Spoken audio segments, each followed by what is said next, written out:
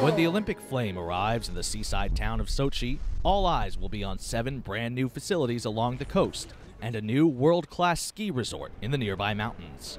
For 17 days, the world's best winter athletes will dazzle and inspire. But when the last medal has been handed out and the closing ceremony is over, Russia will be left with a monumental problem: paying off the most expensive Olympic Games in history. The issue of exorbitant Olympic expenses is nothing new. The 2004 Summer Games in Athens cost an estimated $11 billion, partially contributing to the country's ongoing debt crisis.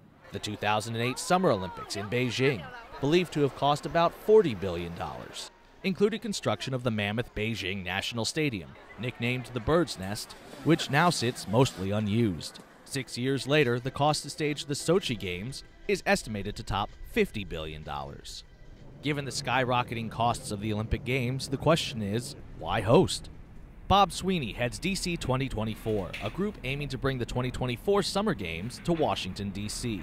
Great cities got to do great things, right? And this is the greatest of great things in the sports world. Lisa Delpi-Narati is a professor of sport management at George Washington University. She explains that hosting is about more than money. For Sochi, they wanted to build a first-class ski resort and to let people know that Sochi is part of Russia and it's a summer and winter destination. For London, they wanted to redevelop the East End.